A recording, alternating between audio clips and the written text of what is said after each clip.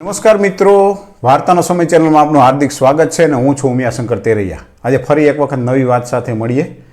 તો આજે આપણે વાત કરવાની છે ભાવેણાના ખાનદાનની। તો ચાલો શરૂ કરીએ વાત। હવે પેલું જે ભાવેણો શબ્દ આવે ને તે એને લગભગ બધાને ખબર જ હોય છે, છતાંય કહી દો, ભાવેણો એટલે આપણું ભાવનગર, બરાબર। અને ભાવનગરની વાત આવે ત્યારે આપણા જે કૃષ્ણકુમાર સિંહજી યાદ ન આવે એવું તો બને જ નહીં। પણ આપણે આજે જે વાત કરવા જઈ રહ્યા છીએ એ કૃષ્ણકુમાર સિંહજીની નહીં, પણ બીજી જ કંઈક વાત કરવા જઈ રહ્યા છીએ। ભાવનગરની અંદર જે દિવાન રોડ છે ને, દિવાન રોડ ઉપર એક વખત એક બ્રાહ્મણે મકાન વેચ્યું। એક બ્રાહ્મણે મકાન વેચ્યું કોને? મહાજનને। મહાજન એટલે કે લુવાણાને, બરાબર। હવે બ્રાહ્મણે મકાન વેચ્યું, મહાજને લીધું અને મહાજને પોતે નવું મકાન બનાવવા માટે એ જૂનું મકાન પાડી અને પાયા ખોદવાની શરૂઆત કરી।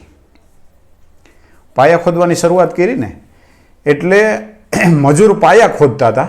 આ મહાજન તો વેપારી માણસ એટલે મજૂરને મૂકીને પોતાના કામ ધંધે જતા રહ્યા। હવે મજૂર પાયા ખોદતા હતા, એ પાયા, એ જમીનમાંથી, એ પાયામાંથી અંદરથી એક ચરુ નીકળ્યો, જેને આપણે ઘડો કહીએ। એમાં રાણી સિક્કા, કેટલા રાણી સિક્કા નીકળ્યા કે આખો ઘડો ભરાયેલ, ચરુ ભરાયેલ, 2-3 ચરુ નીકળ્યા। એટલે એણે બપોર સુધી રાહ જોઈ, શેઠ આવે ત્યારે સુધી રાહ જોઈ, અને શેઠ આવ્યા એટલે એને એમ કીધું કે શેઠ, અમે આ પાયા ખોદતા હતા અને એમાંથી આ સોના, આ રાણી સિક્કા નીકળ્યા છે, સોનાના આ ચરુ નીકળ્યા છે। શેઠ અચક પામી ગયા, અચંબામાં પડી ગયા। શું કામ ખબર? આટલું ધન નીકળ્યું એટલે નહીં, પણ આ મજૂરની ઈમાનદારીમાં સામે, કે કેવડી મોટી ઈમાનદારી, કે એને કામ કરતાં કરતાં આવડી મોટી ધન દોલત નીકળી અને એણે બપોર સુધી એના શેઠની રાહ જોઈ। એટલે પહેલો સવાલ એ મહાજને કર્યો મજૂરને કે તમે આને ઘેરે ન લઈ ગયા? તમે આને ઘરે ન લઈ ગયા? એટલે ઓલે મજૂરે કીધું કે મહાજન શેઠ, અમે આને કેમ લઈ શકીએ? આ અમારું ક્યાં છે? અમે કામ કરીએ આખો દી, મજૂરી અમારા હકની છે, બાકી આ જે નીકળ્યું છે રાણી સિક્કા એ અમારા હકના નથી, નહીં તો તમારા છે, અમે કેમ લઈ જઈ શકીએ? શેઠને આમ આમ આમ આમ છાતી ગદગદ થવા માંડી કે ખરેખર આની ઈમાનદારીને કેટલું। પછી શેઠને વિચાર આવ્યો કે ખરેખર આ મકાન મેં બ્રાહ્મણ પાસેથી લીધું, મકાન મેં બ્રાહ્મણ પાસે લીધું, તો ખરેખર મેં એને મકાનના પૈસા ચૂકવા છે। આ જે અંદરથી ધન સંપદા નીકળી છે, જે આ રાણી સિક્કા નીકળ્યા છે, તો એ મારા ન કહેવાય, એ બ્રાહ્મણના જ કહેવાય। મેં આની કિંમત ચૂકવી છે, પણ મકાનની, જમીનની અંદરથી જે નીકળ્યું છે એ મારું નથી। એટલે એ તો મહાજને બ્રાહ્મણને બોલાવ્યા। એટલે બ્રાહ્મણ આવ્યા એટલે બ્રાહ્મણને વાત કરી કે ભાઈ, મેં આ તમારું જૂનું મકાન પાડી અને નવું મકાન બનાવવા માટે મેં પાયા ખોદવાની શરૂઆત કરી, તો આ મજૂરને પાયા ખોદતા ખોદતા અંદરથી ચરુ નીકળ્યા છે અને આની અંદર આ રાણી સિક્કાના ભરેલા છે બધાય, એટલે આ તમે લઈ જાઓ। એટલે પેલા બ્રાહ્મણે કીધું કે એક તો પહેલું તો મારી આવડી જરૂરિયાત નથી, અને બીજા નંબરમાં મેં એકવાર મકાન તમને વેચી દીધું છે, જેની કિંમત મેં માગી હતી તમે મને આપી દીધી છે, એટલે મને મારી જે મિલકત હતી એની કિંમત મળી ગઈ છે। એટલે હવે આ જે અંદરથી જે લક્ષ્મી ધન નીકળ્યું છે ને એના ઉપર હક મારો ન કહેવાય। વિચાર કરો, આ ભાવનગરની ધરતીમાં જ થઈ શકે। એટલે પેલો બ્રાહ્મણ એમ કહે છે કે આ મારા હકનું ન કહેવાય, પેલા મહાજન એટલે કે લુવાણા એમ કહે છે કે આ મારા હકનું ન કહેવાય। પછી તો એ સમયે ભાવનગરની અંદર તખ્તસિંહજી ગોહિલનું રાજ, એટલે આ મામલો પહોંચ્યો આખો રાજમાં। તખ્તસિંહજી ગોહિલને સમજાવ્યું, રાજાને કીધું, વાત આખી જાણ કરી કે આ રીતના છે, આ બ્રાહ્મણે દિવાન રોડ ઉપર મકાન વેચ્યું અને એ મેં મકાન લીધું છે। હવે એમાં મજૂરોને આ ચરુ મળ્યા, એમાંથી આ રાણી સિક્કા નીકળ્યા છે, તો ખરેખર આ મારો હક ન કહેવાય, હું બ્રાહ્મણને દઉં છું। તો બ્રાહ્મણ કે મારો, બ્રાહ્મણે સામી દલીલ કરી કે મને તો મારા મકાનની મિલકતની કિંમત એને ચૂકવી દીધી છે, તો મારો ક્યાંથી આ હક કહેવાય?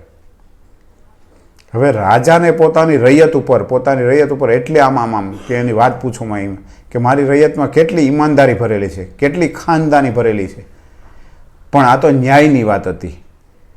જોજો, એક વ્યવહાર અને એક ન્યાય, આ બે વસ્તુ છે ને એ ક્યારેય લાગણીથી ના કરાય। વ્યવહાર અને ન્યાય આમાં લાગણી ના આવે. આમાં જે જગ્યાએ વ્યવહાર ને ન્યાય લાગણીથી થાય ને એટલે એમ સમજવું કે એમાં ભૂલ જ હોય. વ્યવહાર અને ન્યાય આ બેમાં લાગણીથી ના હોવી જોઈએ.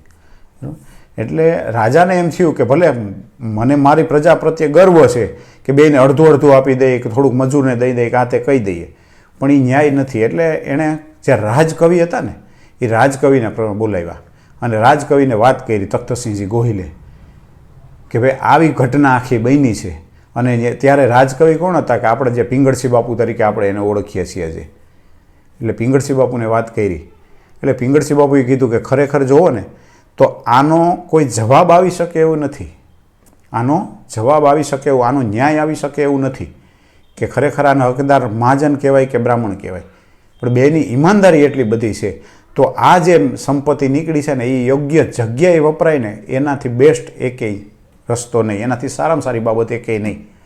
એટલે પિંગળસિંહ બાપુએ ત્યારે બહુ આદરપૂર્વક કીધું, મહારાજ તમે મારું સજેશન માગતા હો, જો મારો રાય માગતા હો કે મારો, તો હું તમને જે રાય આપું તમને યોગ્ય લાગે તો કે ભાઈ તમારી આગળ રાય માગી છે તમે તારે કયો. એટલે ત્યારે પિંગળસિંહ બાપુએ એવું કીધું કે આ જે રાણી સિક્કા નીકળ્યા છે ને એની સંખ્યા કંઈક 2,75,000 જેવી છે. અને આ મહાજન અને આ બ્રાહ્મણ બે રાજી હોય તો મહારાજ આની અંદર હજી તમે 2,25,000 જેવા રાણી સિક્કા ઉમેરી અને 5 લાખ જેવી રકમ કરી અને આ ભાવેણાની પ્રજા માટે, આ ભાવનગરની રૈયત માટે એક સારામાં સારું આરોગ્ય કેન્દ્ર એટલે કે હોસ્પિટલનું બાંધકામ કરી દો ને તો આ જીવન માટે આ બ્રાહ્મણ, આ મહાજન અને ખુદ તમે અમર થઈ જાઓ. અને પ્રજાને આ જીવન, નકર આ રાણી સિક્કા છે ને બ્રાહ્મણ લઈ જાહે, મહાજન લઈ જાહે કે રાજમાં આવી જાહે, 5-15 દી પછી વપરાઈ જવાની છે આ સંપત્તિ. પણ જો આના માટે એક સારામાં સારું હોસ્પિટલનું નિર્માણ થાય, દવાખાનું નિર્મિત બની જાય ને તો તમે ત્રણેય ઇતિહાસમાં અમર બની જાઓ. આ કોણે સલાહ આપી? કવિ પિંગળસિંહ બાપુએ. એટલે જ એવો કહેવાય છે કે આપણી બાજુ આજુબાજુના વર્તુળમાં કેવા માણસો છે ને એ બહુ જોવા જેવું હોય છે. તમે કોની સલાહ લ્યો છો, ક્યારે મૂંઝાવશો ત્યારે કેવા વિચારવાળા વ્યક્તિને તમે પૂછો છો, તમારી આજુબાજુમાં રહેવાવાળા, બાકી તો તમને આમ એવા પાટીએ ચડાવી દે ને કે એની તમે વાત પૂછોમાં. એટલે પિંગળસિંહ બાપુની સલાહ માની અને ત્યારે આ પૈસામાંથી જે 2,75,000 રાણી સિક્કા નીકળ્યા હતા એ અને 2,25,000 રાજાએ એટલે કે તખ્તસિંહજી ગોહિલે એમાં ઉમેરી અને 5 લાખની એક હોસ્પિટલનું નિર્માણ કરવામાં આવ્યું. અને સરસ મજાની હોસ્પિટલ આજે ભાવનગરની અંદર કાર્યરત છે કે એ હોસ્પિટલની ઉપર આજે તખ્તસિંહજી ગોહિલ સાહેબનું નામ લખેલું છે. એટલે શું કહેવાય કે એક સમય હતો અને હજી પણ એવા માણસો છે પણ કદાચ બહુ ઓછા છે ને. એક સમય એવો હતો કે માણસમાં ઈમાનદારી, ખાનદાની ભરેલી હતી અને જે પોતાના હકનું છે, હક સિવાયનો એક પાવલો. અને ખરેખર આ વાતમાં તમે જુઓ કોને આમ તમને એમ થાય કે મહાજન મહાન છે કે પેલો બ્રાહ્મણ મહાન છે કે પેલા મજૂર જે રોજનું કરીને રોજનું ખાતા, પરસેવે નાતા, છતાં એણે એમાંથી એક રાણી સિક્કો ઓછો ન કર્યો. એટલે ખરેખર માણસોમાં આવી ઈમાનદારી અને આવી આ સત્ય ઘટના આધારિત વાત છે. ભલે અત્યારે આ સમયમાં માણસ ઉપર આટલી બધી આશા ના રાખી શકીએ પણ આવી નાની વાતો જો આપણે બાળકોએ કે વ્યક્તિઓએ સાંભળેલી હોય ને તો ક્યારેક કદાચ કંઈક ખોટું કરવા જતા હોય ને તો આવો વિચાર આપણને એ અટકાવી દે છે. તો ફરી વખત એ કહું છું કે ધન્ય છે એ ભાવેણાની ધરાને. આશા રાખું છું કે આ સત્ય ઘટના આધારિત મારી વાત તમને ગમી હશે. આવીને આવી નવી વાત સુધી ના આવીએ ત્યાં સુધી અસ્તુ. જય હિન્દ.